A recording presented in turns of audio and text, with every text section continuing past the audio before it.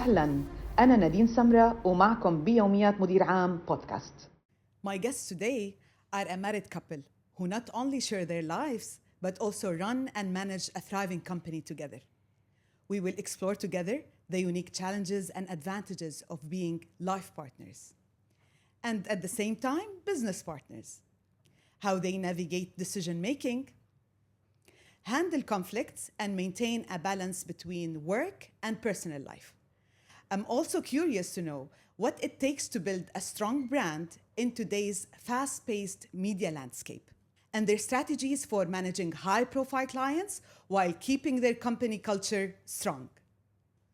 If you have ever wondered what it's like to mix marriage with management, this episode is definitely for you.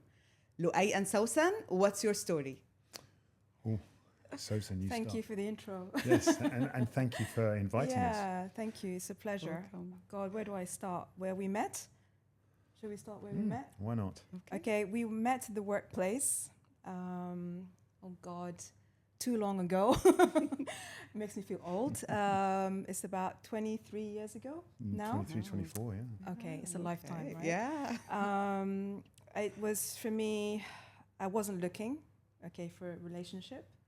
I had enough of men, so I was like, focus on your career, focus on your work, and just get on with life in Dubai. I just came back from the UK and so started in this PR agency in Dubai, and I was really excited about the job and the clients, and then during sort of the first few weeks, this guy I'd noticed sort of more and more, and he'd walk past and like come and speak to somebody sort of a desk close to me, and I would like, oh, he looks interesting. And then I found out that he was sort of half Arab, half English, and I was like, okay, this is interesting. So I'm not being sort of contentious here, but for me, it was like that combination is perfect in the sense that modern Arab guy, somebody who kind of understands me and would laugh at the jokes that I would laugh about, or movies or series, and he'd get it. And I was thinking, oh, okay. And I was thinking, why am I having these thought processes, And this guy would walk past, I'm like, okay, clock him. And then we move on. And then about sort of, I would say 3-4 months into the job, no joke, me saying no men, no relationships. I think we went out for lunch as a team, a few of us. And then we were having just sort of random conversations and we hit it off. And I was like, oh, no, this is not good. Focus on your work, your career. I mean, I still did, don't get me wrong. But then I think after that, we went on some sort of, team lunches and outings, and then we went on a date. But it didn't take long, by the way. So it's like I tell friends and even my daughter now, don't look for a relationship or the right guy, because when you're not looking, It will just come. he'll come. So did I summarize? Yeah, I mean, and by the way, nothing to add to that. Nothing to add. Nothing right? to add to that. And a lot of to add to this, a lot of some of my colleagues in this company and some friends, family friends, like who knew him. Oh, no. I didn't know him. This is the first time that I met Louay, and they said to me, Sawsan, I'd watch out. Just take your time. And I was like, what are they talking about? I was in the UK for about 8-9 years, and I'd just come back to Dubai, so I was a bit disconnected from the community, and said, Sawsan, just trust us, just take your time. If you want something serious, just take your time. And I was like, oh, are these red flags? But I stuck to sort of my gut instinct, which I'm very sort of connected to and I believe in, and it's 99% of the time right. Honestly, it's like it's been my savior. Lo and behold, I think within a year of us meeting, we got married. Yeah. And what a story that was. Louay, what about you? What's your story? From your side. From my side, well, I mean, I guess, sort of very similar in the sense that, Dubai was in those days was quite an interesting place. I think that it was always difficult if you were looking to find the right person to spend the rest of your life with. There was a lot of other relationship mechanics that you could have, but not that. And so for me, I'd kind of given up on that side of it, and I was just thinking, well, I don't really know. And I actually hadn't even given it any much thought. I was just, just getting on with life. And to be honest with you, the role I had at the agency where I met Sawsan was, I was enjoying the role, but I wasn't enjoying the politics of that role. And so it was kind of frustrating for me. So yeah, I think we just hit it off, and it was really great because, again, without being too contentious, I think had it been someone who was completely European, I wouldn't have probably been quite as committed as someone who's, again, got that sort of cultural background that Sawsan has. So for me, it was something that felt right. I think as a typical guy, we have commitment issues generally, and so I had a couple of little, sort of quivering moments, little wobbles. Thank you. Wobbles. And I got told off for those. And at one point, I think I was told, "Well, then go to hell. It's your problem. Goodbye."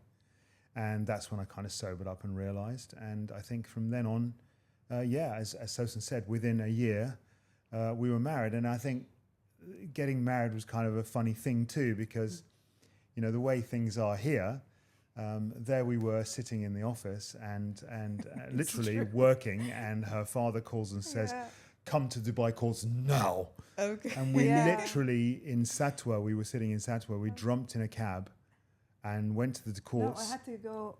No. Oh, you had to get home. Yes. Because I had to get a shayla. Like, how am I going to go to the courts? Okay. Like, okay. what are you talking about? Yeah. Okay, detour. The And detour, then literally we were there in like 40 minutes. Yep. And, got like... and signing documents. Legally married, yeah.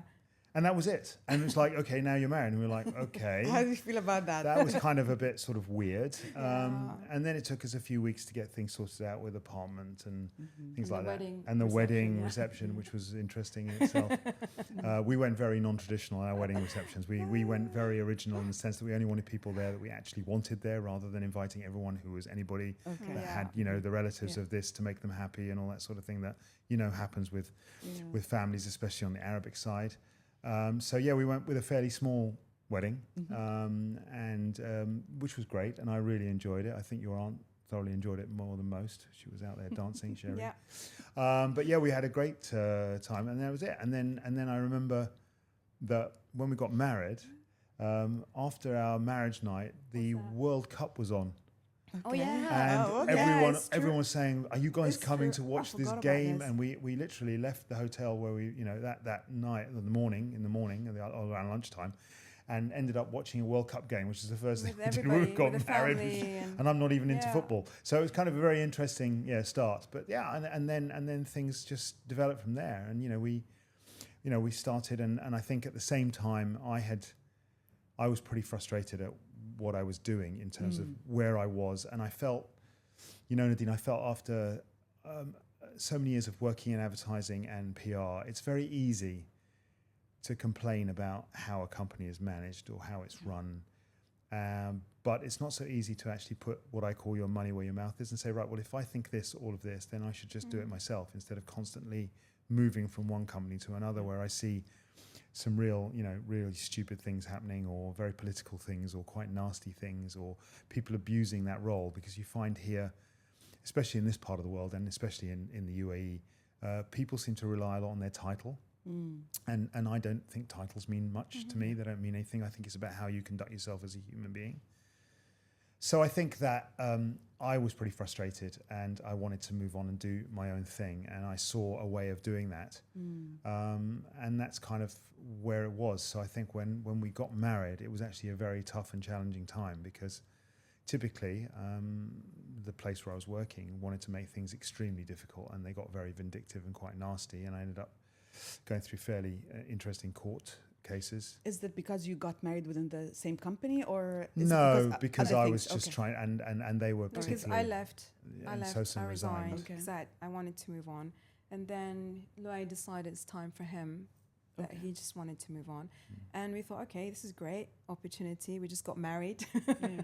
Actually, I don't know if that was A good thing normal to do, yeah. or sane, if you want to call it. I mean, Yeah. you just get married. Yeah. You need to kind of take it Have easy some for a bit, right? stability Some and stability. income But and no, stuff, yeah. we jump into that, and then we decide that we want to start our own business, and that's how Active came about. And our Okay. first baby was born literally within less than a year of us getting married. Less than a year. Because Less than a year. Yeah. So it was quite fast. A lot of changes at the same year. Yeah, I mean, It big was, milestones. big milestones, and I think Yeah.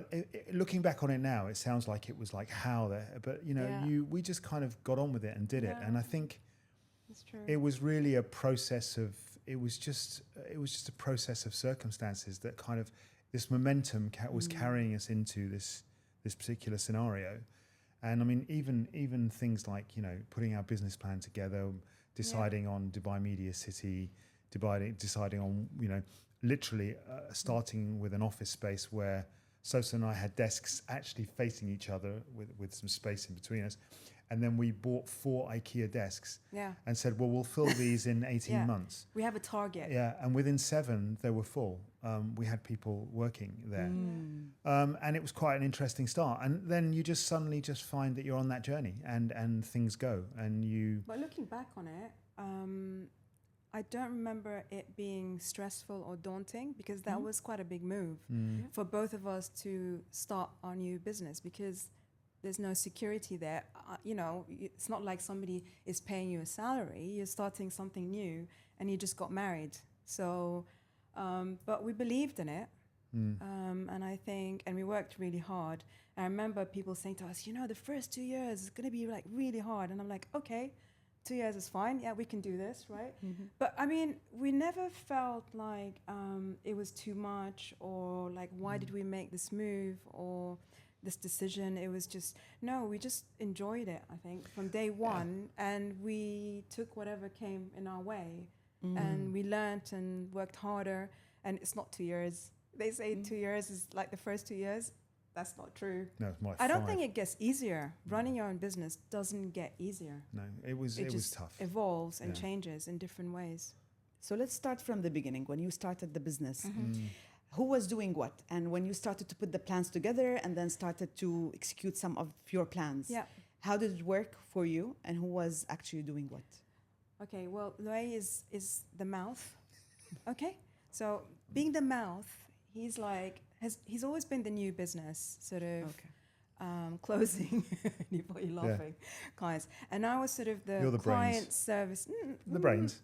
Well, You're the brains. Well, I mean, doing all the planning work, I guess client servicing, the media relations, all the grunt work, all sort of the time-consuming work. But that sort of, in the first couple of years, in all honesty, we did everything together.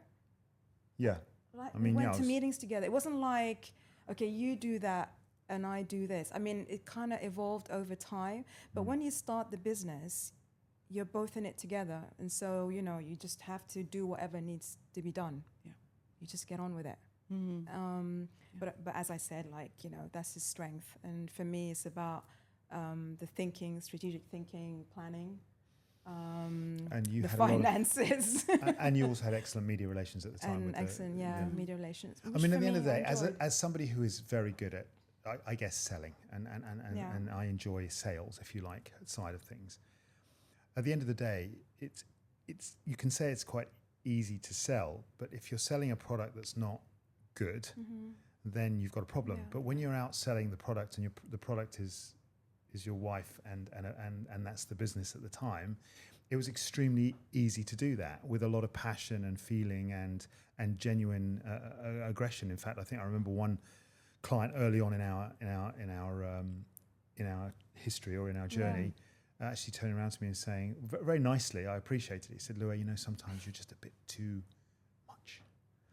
And I was like, "Okay," and take it easy. I take comments like that to heart, not in a bad way, but I like people who are honest with me. And even if it's not what I want to hear, in fact, more so, I respect them if they tell me things they want to hear.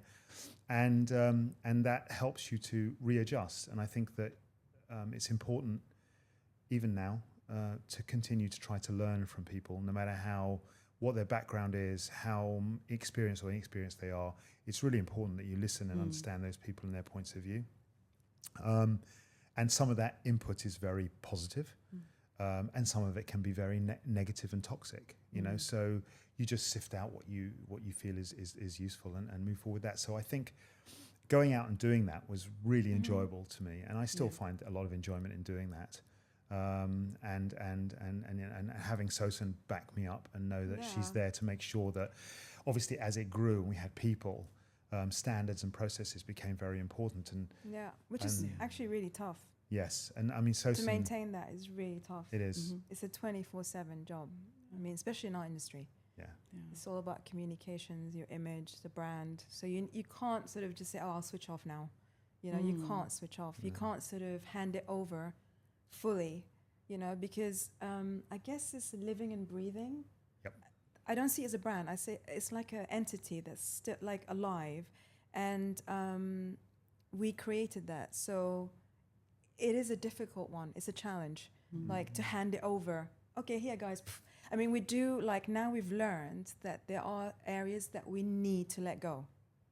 And there are people who have that passion and they can kind of run with it.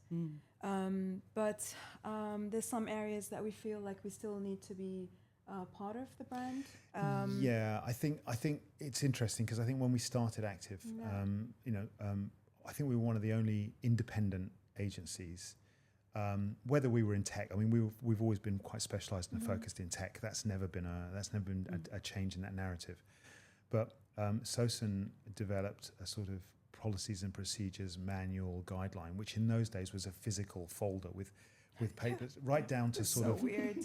down to how staff took leave, how we built it all up, using the internet, using knowledge we had from previous experiences and stuff like this. So when we had people join us, there was what we used to say, and we still say today, is we'll provide you with all the tools and the structure. You have to bring your creativity, your initiative, and your passion to that role. And that's kind of how it evolved. And I think that it's been really good in that sense because playing that role and Sawsan having that in place. At the end of the day, Nadine, I have to say, and it's a bugbear, and I'm not going to get into this now because I could talk for 4 hours about this, but the biggest challenge we found in this region has been with people and having talent. And, because it is a people business. And I was saying earlier, selling Sawsan as the product, without meaning to sound demeaning, but selling that product was very easy. But when that product starts to get diluted with other people who are then, because obviously you get more clients, there's more resource required, you start to realize that other people just don't have that same passion and that same interest, and others seem to feel that they come in with hard done by or a chip on their shoulder, or you get a lot of very passive aggressive people who are fine when things are going well, but then the minute you say, by the way, I've identified this in you, or can you please? And like I said, being very honest but constructive, they turn on a dime. They literally switch, and they suddenly become an incredibly difficult, animal to deal with. But we've learned that. And we've learned from it, and I've learned a lot from that. Yeah, I feel like, personally, I've learned. Are. Yeah, obviously still are. Till today. Yeah, I used to get really affected by this, all that negativity and toxicity. But now, in the last, I'd say 5 to 7 years, I just really don't have time for it. I brush it off and I move on. How did you do with that? It's really, I think that when, from my side, expectations. Expectations were lowered a lot, and I think that when you've been hit on the face several times, you suddenly become numb to being hit on the face, and you don't start to feel it as the same way you used to feel it before. And I genuinely feel that's how I feel about it now. I just have no time for it. I just see it and think, because it's important, and I go back to what I said earlier. For me, it's important that if there is genuine criticism of something I do, say, or act in a way that is detrimental to a person, the company, whatever, I will take that on board and I will learn from it. But when I feel that there's no justification, there's absolutely no thing for it, then I can't take that seriously. And I see that it's actually the other person who has the problem. And I think a lot of Sawsan's very, as she said, very intuitive, and she's got a very good instincts. And she's also incredibly good at taking what I see as a very complex situation and just pulling it all out and saying, right, that's really the problem. And she made me realize that majority of the time, you have to look at those people and realize they're the ones that have the problems and you don't really have those problems. And you can't make something work. That's another thing you learn. You can't force it to work. You can't make that person or that situation be right or get it, because you can't force it. It's either going to work or not. And that's another lesson we've learned. Before we used to think, but what if we do this? And what if we provide this? And but it's not meant to work, or that person doesn't fit. Right. I think and that's it's very time to move interesting. on. It's time to move on. Yeah. Accept it. It's not a failure.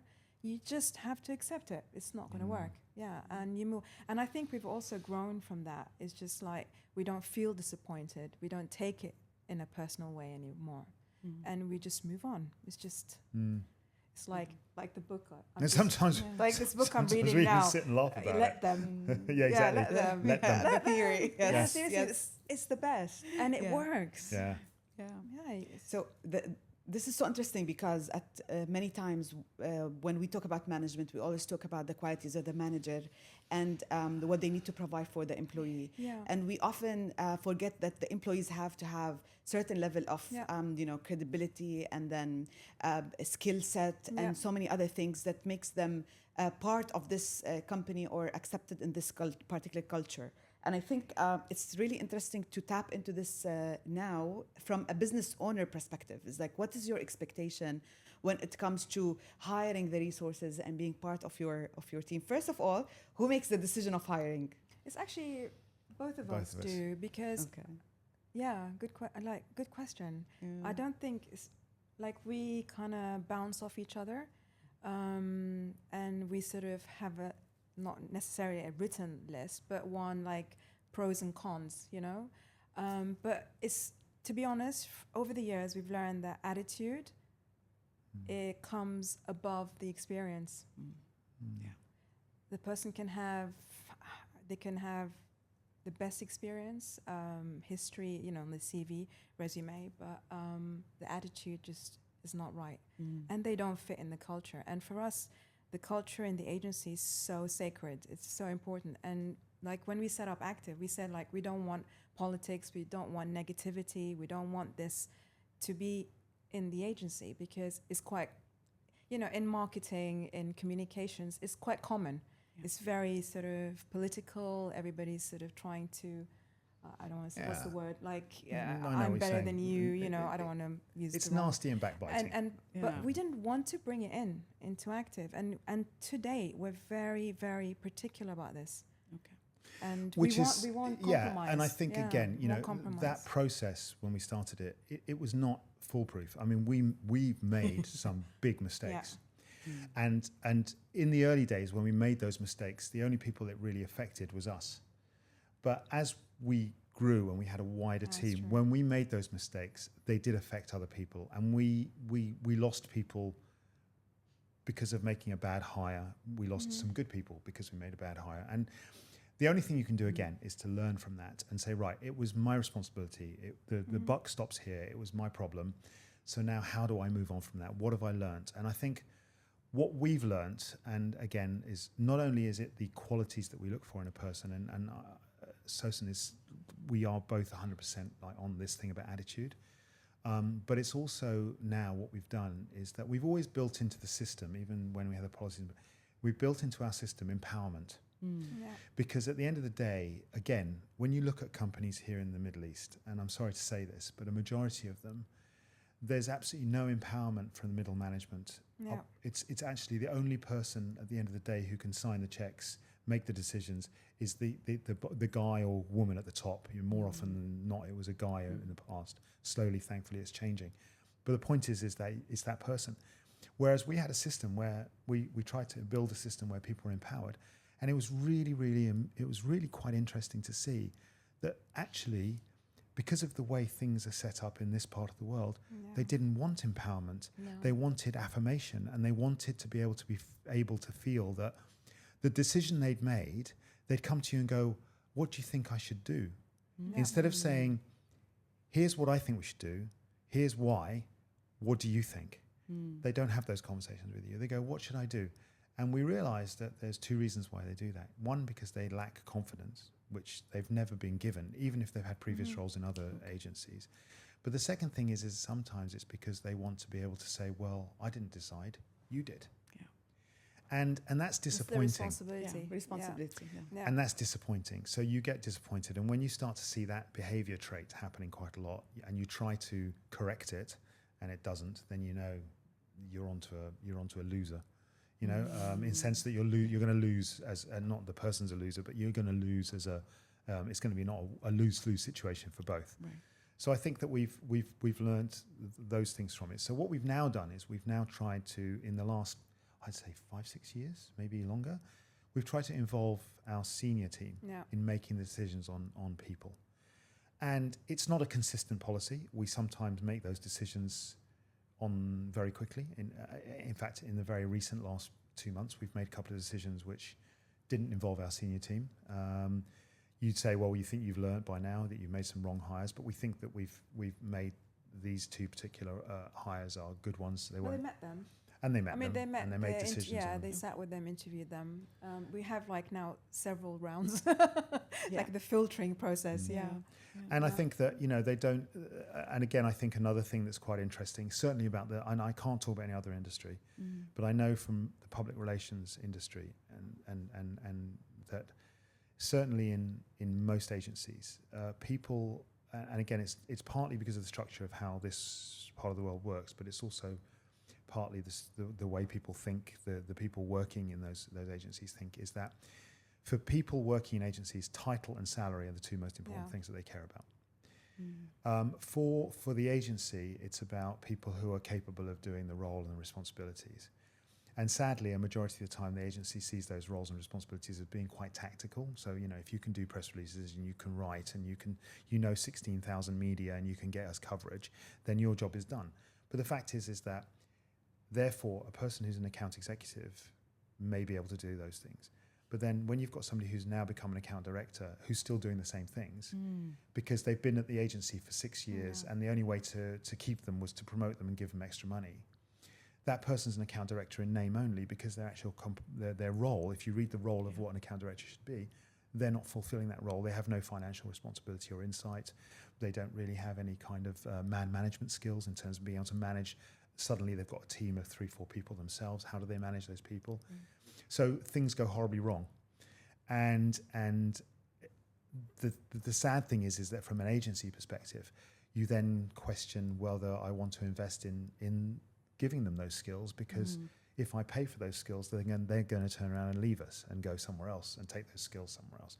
And to be honest with you, that's what we found 70-80% of the time, is making that investment and you see them go.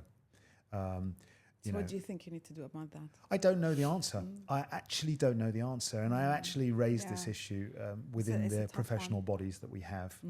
And I haven't yet heard an answer to it. And people will start expounding about how they have these great in-house training programs and stuff like this, and yet you still see that their rate of what do you call it, turnover is probably as high.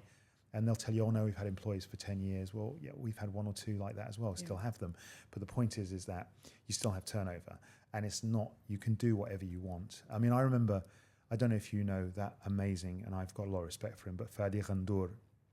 I remember him at the World Government Summit, which is poignant because it started today, but a couple of years ago, there was a panel on remote work and working in Gen Z and all this stuff, and this lady from New York, a consultancy as usual, stood up and said that Gen Zs will have no loyalty. They will not work. They'll just pick up and go. The work environment needs to suit their lifestyle. So he was like, great, I understand that. So then in that case, why the hell should I invest in training? Because you're telling me, well, you've got to train these people, you've got to help them. But then why should I if their loyalty is 0? So we're stuck in that situation, and I'm still not seeing a solution to that, to be honest with you. And when I read all these LinkedIn profiles about, company cultures have to be this, I tell you what, it's very difficult for me not to write, what a load of hot air. Yeah, because you provide all that. And then if they decide they want to move on, they're going to go. Yeah. Whatever you provide. Yeah. We've learned this. Yeah. It's like, Nadine, we have a 4-day week. We have a 4-day week. Yeah. Okay. So our staff, our team are off Friday, Saturday, Sunday. And they don't get disturbed on those 3 days. It's not like we say, oh, you've got a 4-day week and you're going to get phone calls from clients. Our clients don't, they respect it. 90% of them do. I mean, you get the odd email or you get the odd message on Telegram. And we've said to the team, acknowledge it, but tell them you'll get onto it on Monday morning. End of story. Does it make any difference? No, because, Why do you think it doesn't make any difference? Because there's something that I'm thinking about that I need to hear your opinion first. Why doesn't it make a difference? I mean, Sawsan, you also. What do you think about that? For me, I feel, I don't know, maybe I'm wrong, is that when that person decides there's something, maybe rightly or wrongly, I don't know, but in their mind, there's something better or a new opportunity that's presented to them, they'll move on. Most of the time, from our experience, it's been like a slight sort of raise in salary that they're offered and a more senior role. But they say it's because they don't find the topic or the industry that they're working on exciting enough, or they're bored and they want to try something else. But for me, I feel it's like there comes a point where they have made that decision to, sorry, but I want to go. Yeah. And whatever and we some do, of them will do it nicely. Some of them will say, like, I've decided to go. And there are others that will sit in the system for 2 or 3 months or 4 months who haven't quite decided what they're going to do yet. Maybe they're looking. But then they'll either, their productivity will drop and you can see it, or they will start the toxic environment, the kind of thing. And the gossip. I remember actually, not even a year ago, there was on the radio they were talking about on one of the morning shows. They were talking about the 4-day week. So I called in and I said, well, we have they were saying, people are saying if you have a 4-day week, you have to cut their salaries. So I called in and said, well, no, we have a 4-day week and the salaries have stayed the same. It's not an issue. And we had a challenging 2 years, but we still maintain that level of commitment to our team. So they were like, oh, well, that's amazing. You guys got a 4 week there and you don't cut salaries. And this was what the guys on the radio station were saying. And then literally 5 minutes later, one of the girls that used to work for us called in and said, I hated it. It was a very toxic work environment, and I was laughing my head off because the irony is that she was the one that created that toxic environment, but she was she enabled it and helped. So it really made me laugh that it doesn't matter, as Sawsan says, once their head is flipped, you can't take it personally. You can't do anything about it. Yeah. Sometimes I feel that people take things for granted, especially when it comes to a good culture or good offering by the company. Yeah. I mean, the 4-day week, for example, when it comes to that, people forget that, I'm given an extra day, for example, more than any other company. They don't think about it. They don't consider it. And sometimes it's short-seeing. I see sometimes people don't really evaluate things in the right way, especially when you were saying with the small raise, somebody will move from a place to the other, while not really looking at so many other things which comes, it's not only the salary or the title, but there are other things. So the flexibility or the number of days in the week that they're going to be working, so many things that I think a person needs to take under consideration before they decide to move to another company. Totally. I think it's a value system. I think it's changed now. Yeah.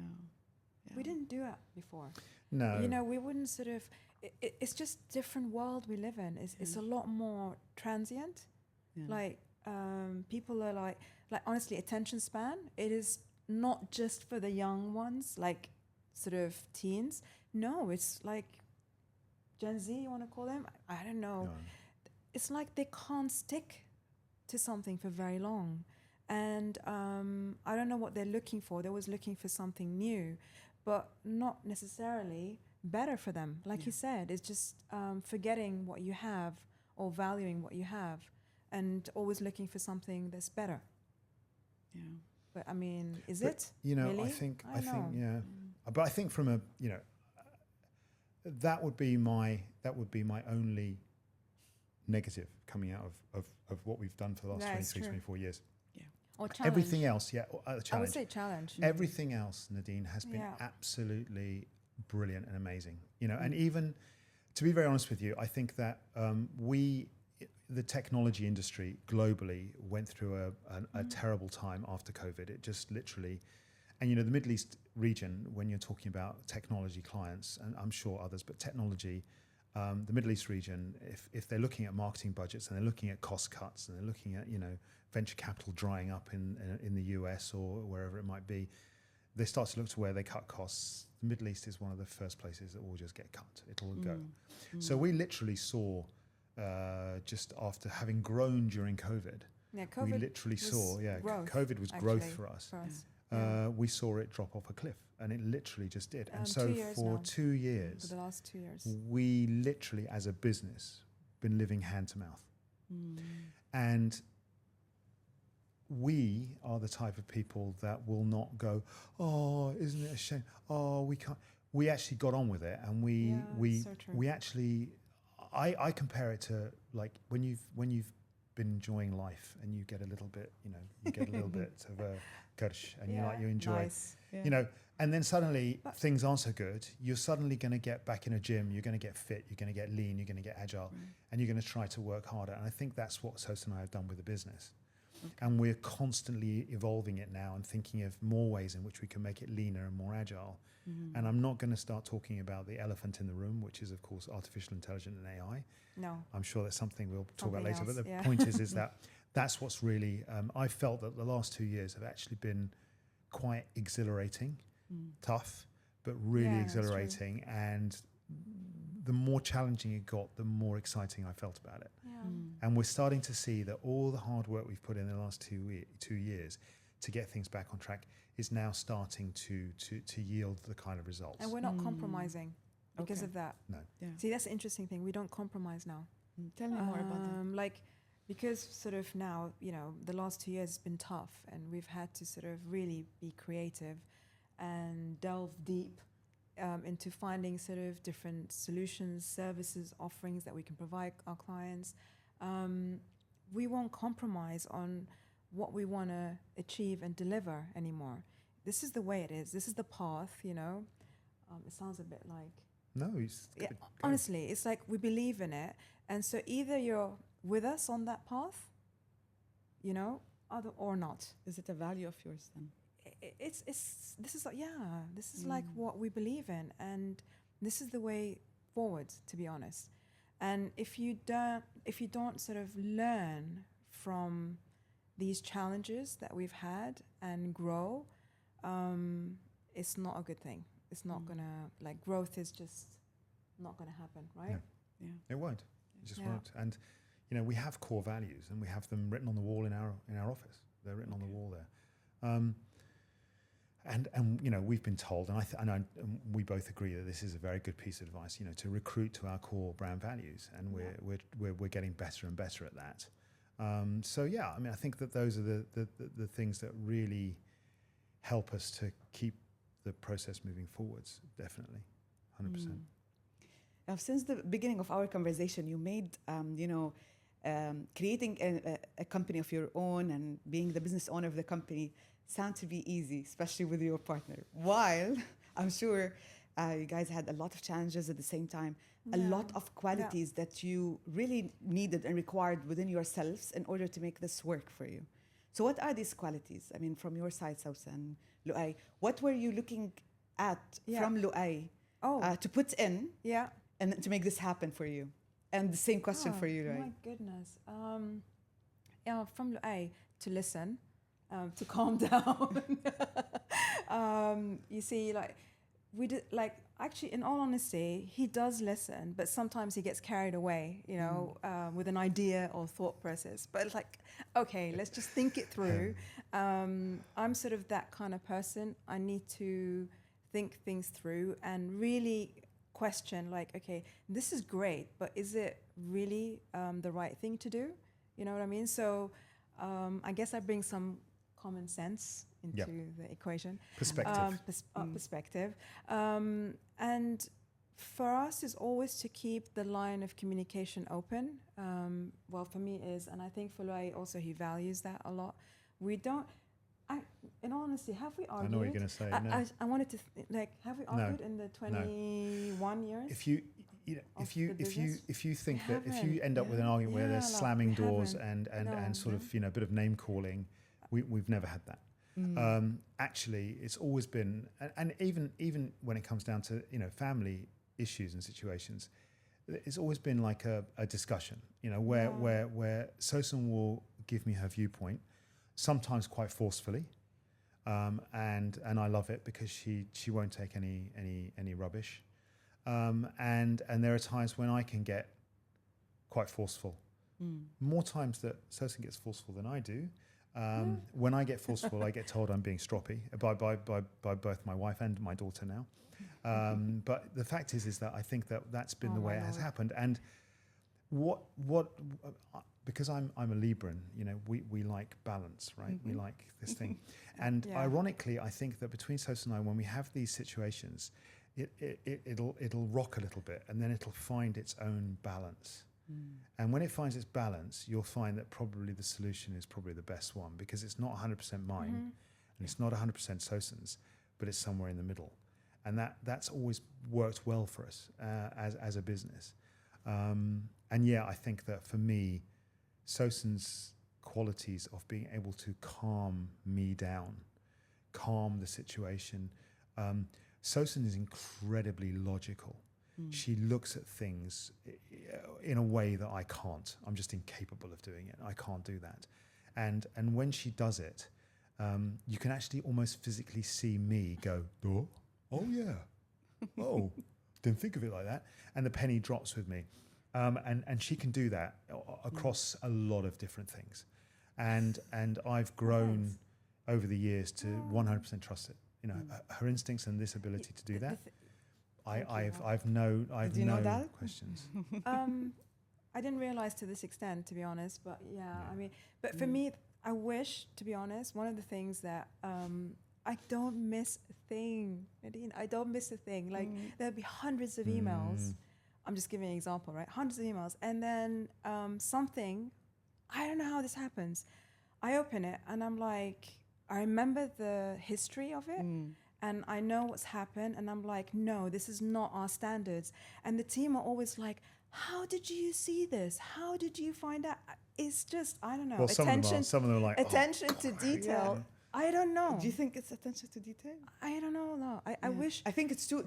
I think you love what you do too much. That the thing that you look at just sticks into your mind. Yeah. For me, I don't know if overlook I'm it. right. I'm just for me, it's like, this is what the team is like every day, guys. Like, is this really the best that you can do?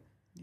Ask yourself this every day. For me, it's like, if you can't do something well, just don't do it. Don't give me like excuses, nonsense. Just be honest, okay? But don't do it half. And that goes for me too. Yeah, I get this from her too. I can't do things by halves. Oh my goodness. So I get it too. And I think again, it's a good thing. Because there are areas where I'm very much like a stickler for certain standards and processes, but I am probably not as on it as Sawsan is. So Sawsan keeps me true on those things. It's ironic that probably our team don't realise that I probably get told off more than they do sometimes in that respect. No. But I love it, and I go back to exactly what I keep saying. It probably, I don't know, it sounds like a very consistent message now, is that when people are very straightforward and honest with me, I respect it, because whether their opinion is right or wrong, at least they've been honest, and I respect that person for the honesty rather than somebody who's going to play this smiley, funny game with me and then walk out the room and be nasty about me. I can't stand people like that, and they don't deserve my respect. But somebody who's straight to my face and says things is somebody who I respect. And at the end of the day, that's what I get. And I've always had that from Sawsan. If nobody else will tell me, Sawsan will tell me. And I love it. I love it because I try. I think 7 times out of 10, I will correct my behavior or my attitude or my thinking. But it is teamwork. It is teamwork. It is teamwork.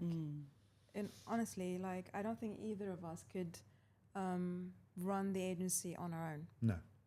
Okay. It's like a yin and yang sort of thing, a balance. Mm-hmm. And it works. Well, it's worked for too long. Yeah. I don't want to say again how long. It makes me feel old, but Yeah, hey. no, there But are it's times. worked. In fairness, there are times when Sawsan has had other. I mean, again, we were talking about this earlier, weren't we? I mean, when you have a family, and Sawsan's family goes beyond just our children. She's got her mother, who's is older now, and this environment is not always supportive for older people. So Sawsan's got a lot of responsibility when it comes to those sorts of things. So Sawsan can't always be 100% in the business.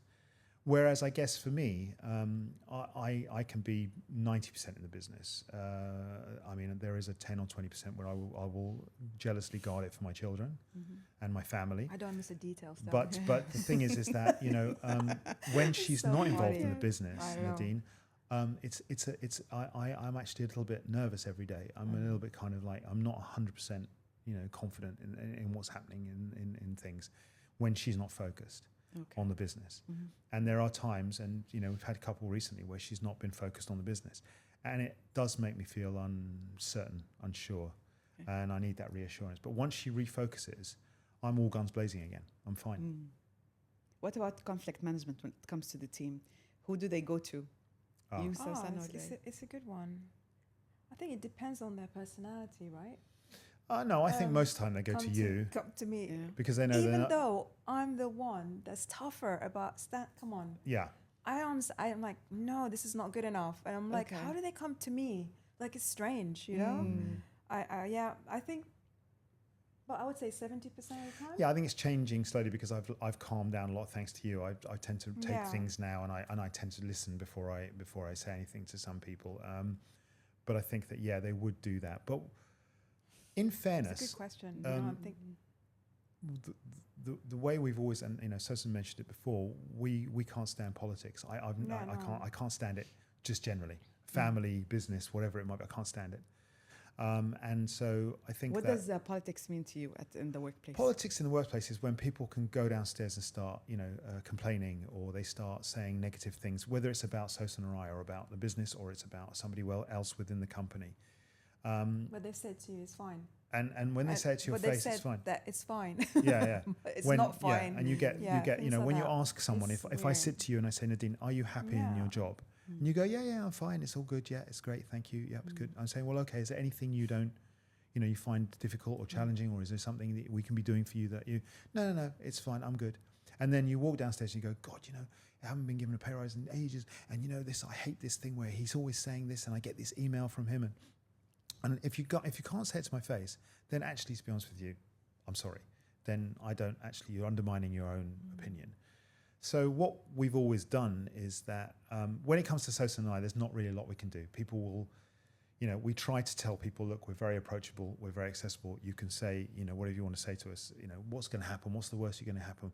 We don't fire people just on the whim. So tell us, because you might be doing us some good. You might be really helping us and the company. But we find that when it's between employees, when it's between some of the team members, we have a very simple policy, and we've been doing this for years, and we haven't actually used it a lot, which is probably good news in some ways. Is if you come into Sawsan or I and you say, oh, so and so is not this and that, and we'll just say, well, stop, hang on a minute, wait there, have a seat. Whoever you were just complaining about, bring them into the room and say, right now, carry on, say what you were going to say now. And what will happen is the whole story will start to soften and change. And then you just suggest that maybe the two of you go for a cup of coffee, because 99.9% of the time, I sound like your mum when I say that, 99.9% of the time, it's miscommunication. Yeah. It's just not communication.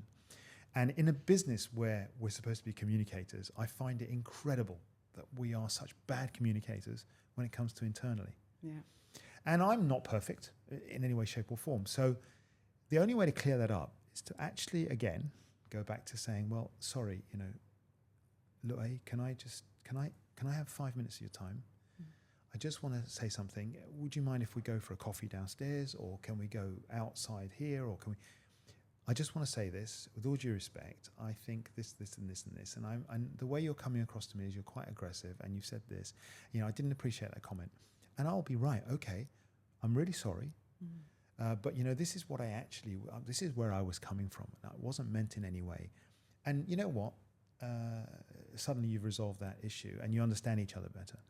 But the missed opportunities that are created, that happen every day, is just ridiculous. Is it intent versus impact in that case? I don't know. Would you say? Can you qualify the question a bit more in terms So of? do you feel like most of the when it comes to communication issues is that your intent, some of the people intent is maybe good, but they don't know how to communicate. So the impact of that was really negative for the other person. I think it's maturity Yeah. as well. Okay. Love. I think it's maturity. But, I mean, there are some people who are shy and they're not naturally able to say it.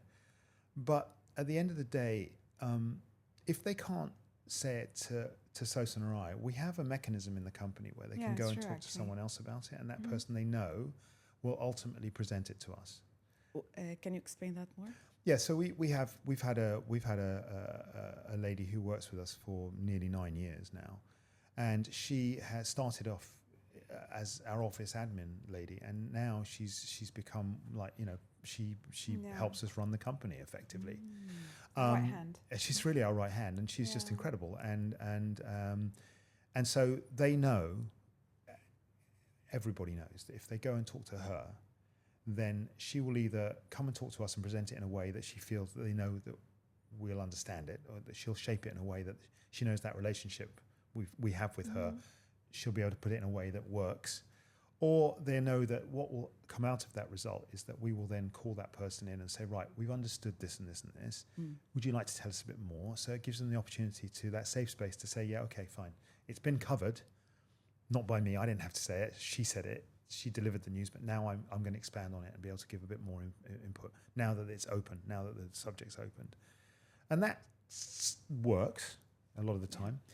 I think when the intent is completely and utterly that there is no way in hell we're going to communicate with you, and there is no way in hell that we're going to confront you because a lot of what we're going to say doesn't stand up, then those people are the ones that will turn toxic and they will leave eventually, or they have to be pushed. And I remember the first times we had to fire someone, we had to let them go. Sawsan actually went and started quoting surahs from the Quran. She was praying because she didn't want to do it to the person. She didn't feel, she felt bad and felt guilty, and it was a terrible thing to do. Horrible. Even though the person kind of deserved it, it was really difficult to do, and it's still not an easy thing to do because it just is not, and it doesn't leave a good taste in your mouth. There are consequences of that, what you've done, and we're not vindictive. The system here, you can contact people's banks if they've got loans, and we don't do any of that. It's not worth it. Even if the person's been really toxic to us, it's just not worth it. We just want to move on. So I think that we try to create that, and you talk about culture, it's difficult. Yeah. And I think that sometimes I'm a bit cynical about some people and how they talk about their company cultures, and I wonder if it's true, all of it. But yeah, I think a culture is also very difficult when you have in our industry, when you have such a churn rate of people. If you had people that were with you for 5, 6, 7, 8 years, then you naturally create a culture. But when you've got 1 or 2 that have been with you for 9, 10 years, you have a culture. But all the people coming in that are new don't have that or share that culture. Yeah. And it's difficult to communicate that culture onto them. So yeah, I don't know. It is very difficult things. And HR people will probably sitting there listening to this going, oh, but you should be doing this, you should be doing that. And we're like, okay, maybe not. Yeah. What about you, Sawsan? How did it happen when you had to fire the first person? That I told. Oh my goodness! This was a long time ago, by the way. I think that's probably in the first few years. It was the first 2 years. Yeah, but it was just like I decided that's it. That's it. It's time to go. Let's call it quits. It's time to go. Better for you and better for us. It's just like I said earlier. It's like there's no point in just continuing when something's not working. Right. It actually gets worse, and it's true. It's like one rotten apple is going to start damaging Impacting everyone else, everybody right? around it. Just one. Yeah. And we've just learned that now. It's just like, move on. Just cut the cord Yeah. and move on. Yeah. But I always feel that the first time that you do management, when you do something like this, it's not so easy. No, So, it's not easy, but it kind of, you do it, it makes you stronger in a way. It sounds a bit weird, but it does make you stronger. And you think, well, you know, this is life. It's one of life lessons. You just have to do what you need to do, you know. As long as you're not hurting someone, you know, being vindictive, then what am I going to do? Just stay there? It's a toxic environment then.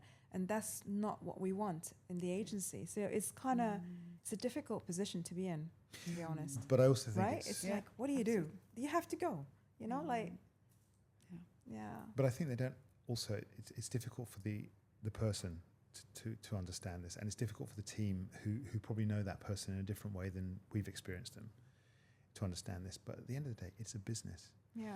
And a business needs to make money.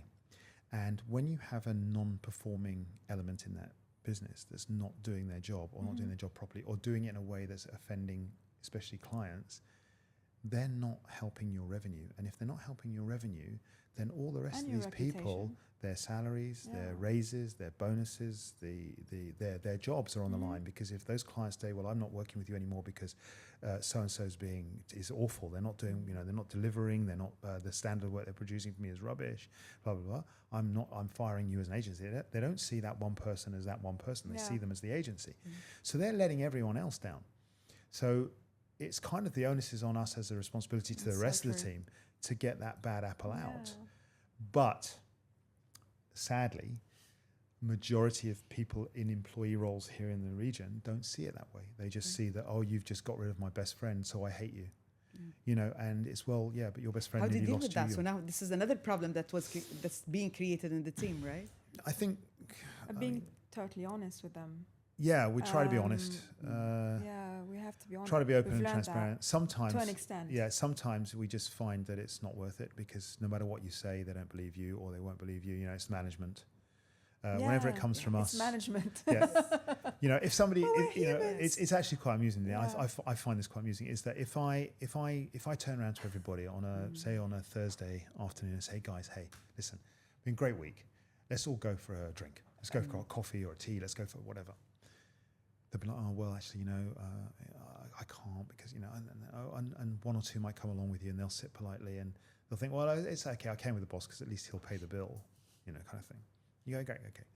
But if someone else in the office says, hey, guys, listen, should we all go for a drink after work? They'll all go.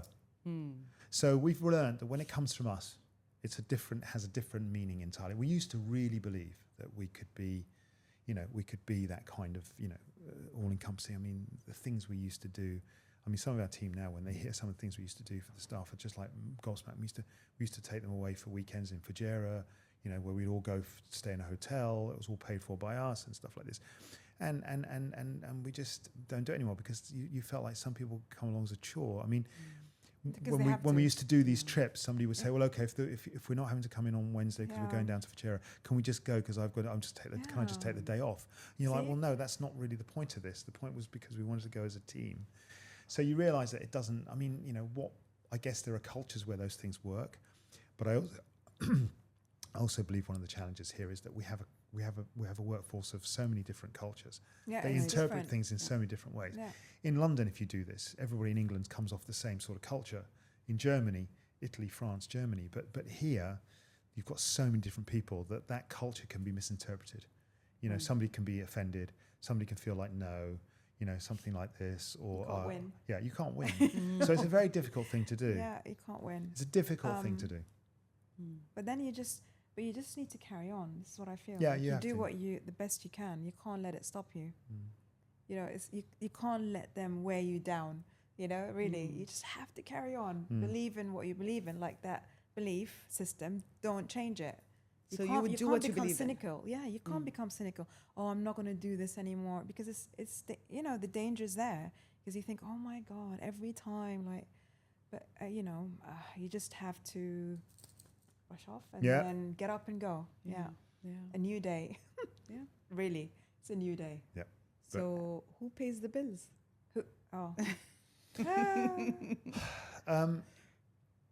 Sawsan, basically. Sawsan is the complete controller of money, and along with this lady that we're telling you about, because I'm useless with money personally, I like and so it's much better So funny. that Sawsan controls it, and Sawsan has an eye on it. And with all due respect to Sawsan, I think that the last 2 years have been really, really stressful and tough on that front. And I respected that, because we've gone through a particularly tough time, in that respect. And so it's been, for me, I think there are times when Sawsan won't even tell me the bad news because she knows it'll affect me that badly. So yeah, she's in charge. Yeah. She's in charge. And I'm actually very happy that even though I know that she's probably not telling me, I'm happy to be kind of happily ignorant of it, because I don't think I'd function as well if I didn't. And she knows that. If I'm going to get us out of this situation, I have to be able to function every day. And so she won't tell me, because then I won't function as well.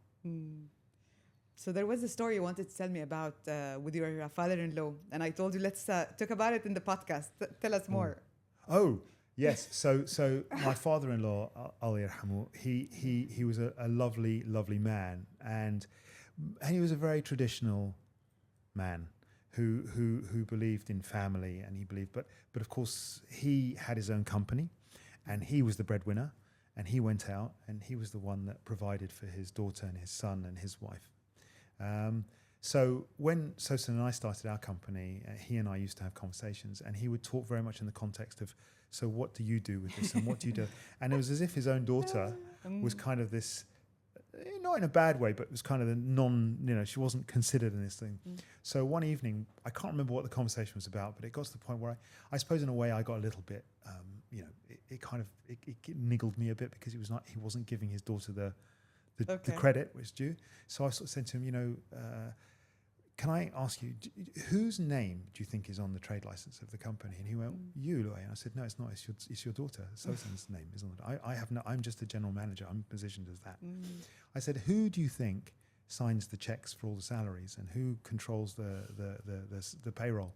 He went, well, obviously you do that. I said, no, your daughter does it. She pays my salary. I don't have anything to do with that. I said, who do you think manages our accountants and manages their... He was like, well, both of you then. He started saying both. I was going, no, Sawsan does. I said, so effectively, at the end of the day, Sawsan is the one that kind of runs this business, and I'm like a passenger, if you like, in some way. And he was very, very surprised at this. And hopefully it made him respect her even more than he did anyway. Yeah. So yeah, it was good, because she's got a good business brain. She takes after her father. Yeah. Calm. Very calm. Centered. That's it. You have to stay centered. Yeah. So Sawsan, tell us more about your business. Like, what do you guys do on a daily basis? What does the agency do? Oh my God. Yeah. What We services do a lot. you provide? Oh my goodness. Well, it used to be purely public relations. Now it's integrated marketing. We've got PR, just one small element. We do lead generation. We do social media. And a lot of sort of content creation, video production, and creation. So it's a lot that we do, but we try to do it like from a holistic point of view. It's like sit with the clients, see what their needs are, and work with them on what works to make that campaign work. Yeah. Okay. So yeah, I mean, it's a lot more complex now, in all honesty, than before. But that's what keeps it challenging and interesting, and that's how we're going to grow and survive. Because if we don't do that, it's just gonna die. And I mean, the client base, Honestly, it is true. it is. But our client base, and it's always been. I mean, we started with tech. That was always going to be what we did. That's what interested us. And tech has evolved. I mean, from when we started, it was a very business to business, very dry subject matter.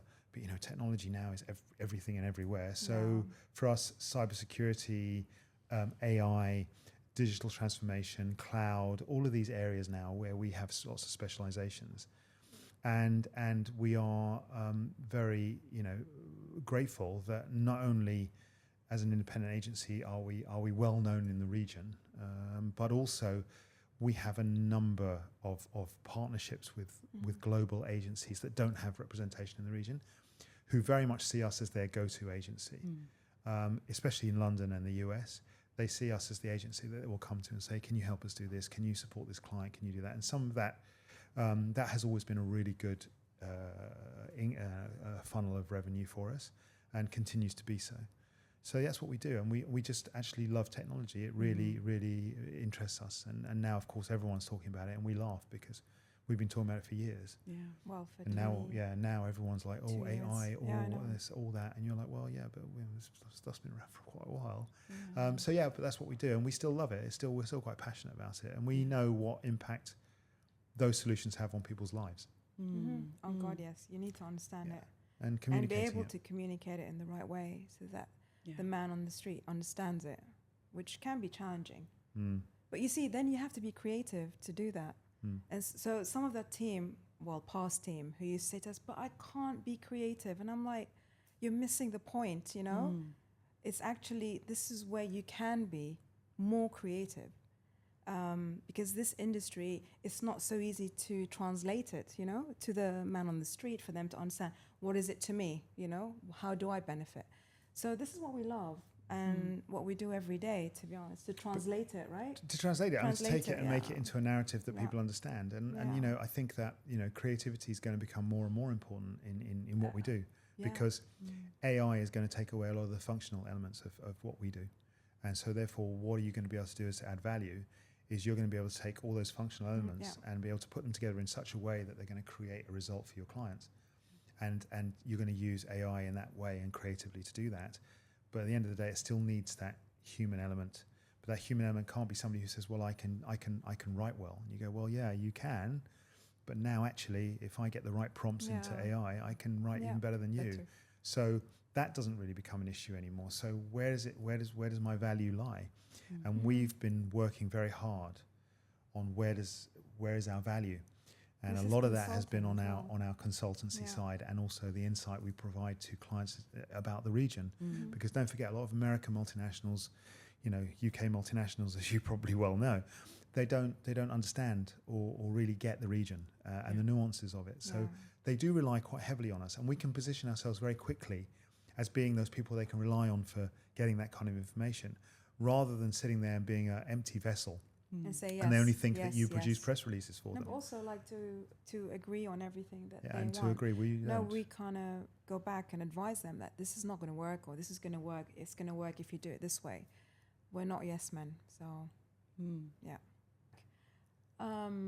they're not limited to what's available now. We always look for different ways, you know, to work with clients to make things work for them in this region. It's very complex, by the way. Yeah, like something interesting that you guys said in several occasions, that you are evolving in the business. Like at the beginning, you were really concentrating on the PR, and now it's changed over time. So how important it is for business owners to be dynamic in the way that they think about their business? 1,000,000%. This is, I think, the most important.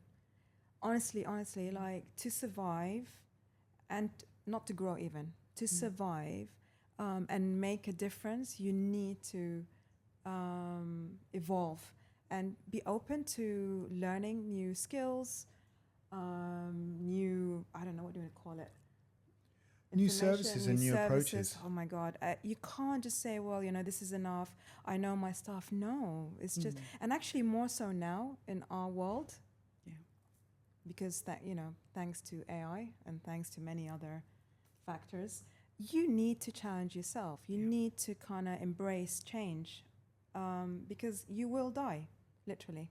I think in any business, not only in ours, right? You need to embrace change. And no, I say to the team, I always say I've said to the team successively, you know, we are a shark. We're like a shark. Because if a shark stops swimming, it sinks. And that's exactly what's going to happen to us as a company. If we don't keep evolving, if we don't keep up to date with what's going on, not just in the news cycle, but also how news is being affected by technology, how our client solutions are evolving, how the world is adapting, how the technology that's being created affects our own industry. If we're not staying abreast of that sort of stuff and being open to it, then we're going to die. We're dead. So evolution for me and Sawsan, I think, is important both personally and as a company. You have to keep evolving. And as I said earlier, if I ever stop learning from people, then I'm dead. Because somebody who's been in the industry, somebody who's 20, 19, 18 years old, who walks into our agency as a trainee and says, "Oh, I just wondered because I thought blah, blah, blah, blah, blah," and you think, crumbs, actually, that's a really interesting way of thinking about it. Instead of being attitude of, "You're a junior, you don't understand, shut up." I mean, that's not going to get you anywhere, is it? Yeah. And it's not going to certainly get them anywhere. So being open to those ideas, so I'm always listening to what people are saying. Yeah, some people have fear of change, by the way. It's interesting. They don't want to embrace change, right? And I think if you lived in Dubai for the last 35, 40 years, you have to embrace change. Yeah, you have to embrace change. Yeah. And it makes you, I think, more resilient as well. And I don't know, it's I don't know, more worldly. Yes. More approachable as well, because you're open to new things, and you'll find that people are attracted to that. But when you're saying no, and no, I don't want to do this, no, I don't believe in that, you'll find that you're closing doors. It's interesting psychologically. It is. I think. Yeah. And I mean, Sawsan and I are we're on a WhatsApp group of global communicators, people who are in our industry, and also but also on the client side. So some of them are in government, some in the UK, in the US, and stuff like this. So the conversations are literally, I mean, even now we're sitting here in this, we'll go and open it, there'll be 100 new messages. You can't read all of it, but you sift through. And there's a channel on AI, there's a channel on just general discussion and stuff like this. So this is a great source of information that keeps us very up to date what's going on in the industry. And at the same time, we make a point of, with our global partners, we're probably talking to them on a Teams call or a Zoom call, not just them, but the groups that we're members of, probably at least once a month. And the first question is, how's business in your area? What's happening? What's going on? And so you get a global viewpoint of what's going on for your industry, whereas a lot of people are very, very kind of blinkered, and they only see the Middle East, and some are even worse, they're just the UAE. But you've got to see the region, and you've got to see it in the wider context.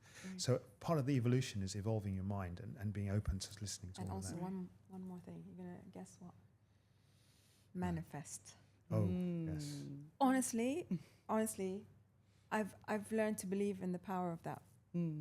How would it work for you? Because you know, in your mind's eye, you have a goal and you set that target, and you work towards it. And that's how manifestation really works. It's not just, I'm just saying it. No, it's just really, really focus on that target and where you want to get to, and visualize it in your mind's eye. And it does work. Yeah. But of course, you need to kind of do the hard work. You can't just work it out, sit there and, this is great, No, but you need to work hard at it and believe in what you want to do and where you want to get to. And you get there. Yeah. Louay, Sawsan, thank you so much for the time. I had a lovely conversation with you. I think we have a lot of valuable information for the people who are listening to us. Really. Thank you. And I really enjoyed our conversation. Thank you. Thank you. Thank you for having us on. Really. Yeah, no, really appreciate it. It's been fun. Yeah. Went fast. And fast. Yeah.